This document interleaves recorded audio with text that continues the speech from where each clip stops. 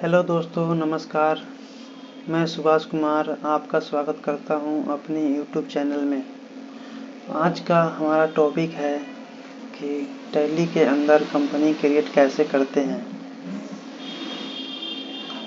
तो आइए देखते हैं। सबसे पहले हमने अपने टैली को ओपन कर लिया है और आप यहां पे देख रहे हैं कि क्रिएट कंपनी का ऑप्शन आ रहा है। तो हम यहां पे क्रिएट कंपनी पे एंटर करेंगे।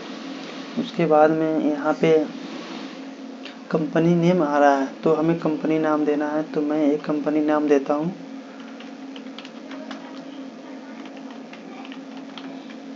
सोनू ट्रेडिंग। उसके बाद में हम आगे बढ़ेंगे। उसके बाद हमें एड्रेस देना है, मैं एड्रेस देता हूँ।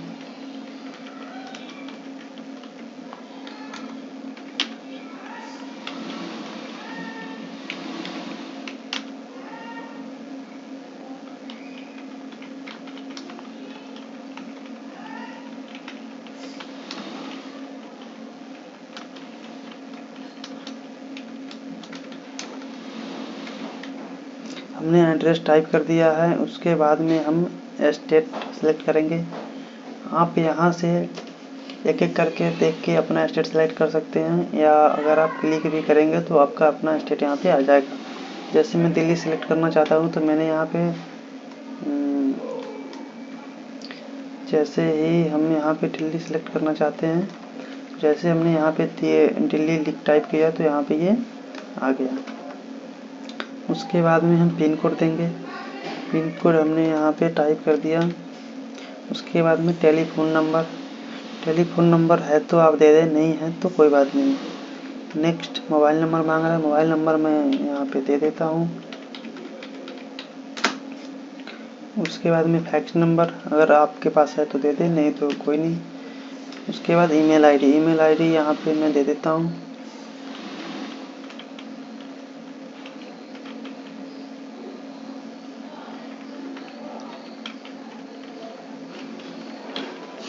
उसके बाद एंटर करेंगे। वेबसाइट है तो दे दें।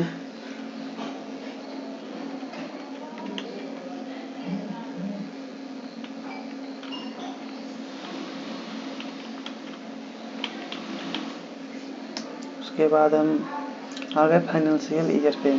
फाइनेंशियल ईयर आपका यहाँ पे 1 अप्रैल 2022 ले रहा है। जैसे कि अगर मान लीजिए ये हम अभी स्टार्ट कर रहे हैं तो हमने अभी का दिया है। अगर आप पे जैसे कि पुराना किसी और डेट का बनाना चाहते हैं तो किसी और डेट का दे सकते हैं, या अगर जैसे कि होता अगर आपने नया कोई अपना बिजनेस स्टार्ट किया किसी और मंथ में, जैसे कि सितंबर में चालू किया या आपने अक्टूबर में चालू किया, तो आपको जैसे पता होगा कि फाइनेंशियल ईयर हमारा स्टार्ट होता है 1 अप्रैल से। तो 1 अप्रैल से लेकर 31 मार्च तक जो होता है हमारा साल का होता है फाइनेंशियल ईयर के अकॉर्डिंग। तो उसमें आप उस बीच में कभी भी स्टार्ट कर रहे हैं तो आपको फाइनेंशियल ईयर वही देना है। जैसे हमने मान लीजिए कि हम 1 अप्रैल 2022 से लेके चल रहे हैं। उसके बाद में हम आगे बढ़ते हैं। तो यहाँ पे आपकी कंपनी क्रिएट हो चुकी है और यहाँ पे कुछ फीचर्स के ऑप्शन जो है कि शो कर रहे हैं। तो देखते हैं कि क्या क्या ऑप्शन है और कैसे कैसे ये सब काम करता है। तो हमें जिस फीचर की ज़रूरत होगी हम उसको यस रखेंगे, जिसकी ज़रूरत हमें अभी नहीं है उसको हम नो कर देंगे। उसको बाद में हम अपने ज़रूरत के अकॉर्डिंग अनेबल कर सकते हैं। तो यहाँ पे सबसे पहला ऑप्शन आता है अकाउंटिंग का। अकाउंटिंग के अंदर में हमें चार चीज़ें मिल रही है, जैसे कि मेंटेन अकाउंटिंग ऑल ओवर इसके अंदर आ जाता है। उसके बाद में हमारा है अनेबल बिल वाइज एंट्री। उसके बाद में हमारा है कॉस्ट एंट्री। उसके बाद है इंटरेस्ट कैलकुलेशन। तो अभी ये नो ही रहने देते हैं। उसके बाद में हमारा इन्वेंट्री आता है। अगर आप इन्वेंट्री मेंटेन करना चाहते हैं तो यस रहेगा, और नहीं करना चाहते तो नो रहेगा। बहुत सारे लोग सिर्फ अकाउंटिंग ही मेंटेन करते हैं और बहुत लोग दोनों चीज़ें मेंटेन करते हैं, अकाउंटिंग भी इन्वेंट्री भी। तो आपको जिस चीज़ की रिक्वायरमेंट हो उस तरीके से आप काम कर सकते हैं। तो उसके बाद हम आगे बढ़ते हैं। इन्वेंटरी के अंदर ये सारी चीज़ें आपको मिल जाती है, मल्टीपल प्राइस का, अनेबल बैच का, अनेबल जॉब ऑर्डर प्रोसेसिंग का। अनेबल कॉस्ट रैंकिंग के, जॉब पोस्टिंग के। उसके बाद में आपको यहाँ पे use discount column in invoice के मिलता है। इसको हम यस कर लेते हैं कि अगर आप कोई इनवॉइस बनाएंगे या आपके पास कोई परचेज का इनवॉइस आता है जिसकी आप एंट्री करेंगे, तो वहाँ पे अगर आपको डिस्काउंट दिखाना पड़ सकता है, तो इसलिए इसको हम अभी यस करके चलते हैं। अब बाद में भी यस कर सकते हैं। उसके बाद में यहाँ पे आपका जीएसटी शो कर रहा है कि enable goods service tax yes ही है, तो ये अभी जीएसटी चल रहा है तो हम इसको यस ही रहने देंगे। यहाँ पे हमने स्टेट दिल्ली सेलेक्ट किया था, इसलिए बाय डिफ़ॉल्ट यहाँ पे दिल्ली आया है। उसके बाद में रजिस्ट्रेशन टाइप में आपका रेगुलर और कंपोजिशन दो शो कर रहे हैं। अगर आप रेगुलर है तो रेगुलर पे रखें, कंपोजिशन है तो कंपोजिशन पे रखें, हम रेगुलर पे रहने देते हैं। उसके बाद में यहाँ पे जीएसटी एप्लीकेबल फॉर 1 अप्रैल 2022। देखिए जीएसटी एप्लीकेबल जो है, जीएसटी जो है हमारा 1 जुलाई 2017 से स्टार्ट हुआ था। बट यहाँ पे क्या है कि जो हमने कंपनी रजिस्टर किया, ये हमने कंपनी तो अब रजिस्टर किया है, अब हमने कंपनी क्रिएट किया है, तो इसलिए ये बाय डिफ़ॉल्ट ये 1 अप्रैल 2022 उठा रहा है, तो उससे कोई दिक्कत नहीं है। उसके बाद में यहाँ पे जीएसटी नंबर डालना है आपका। आपके पास जो जीएसटी नंबर है आपके पास, वो जीएसटी नंबर यहाँ पे टाइप करें। उसके बाद में यहाँ पे जीएसटी R1 जो है आपका, वो मंथली है, क्वार्टरली है, जो आपके जीएसटी रजिस्ट्रेशन सर्टिफिकेट होंगे वहाँ से आपको पता चल जाएगा कि आपका कौन सा है। तो आपको जो भी है मंथली या क्वार्टरली जो आपका है वो सिलेक्ट कर ले। अगर हमने मंथली कर लिया, उसके बाद में हम एडिशनल फीचर के ऊपर आते हैं।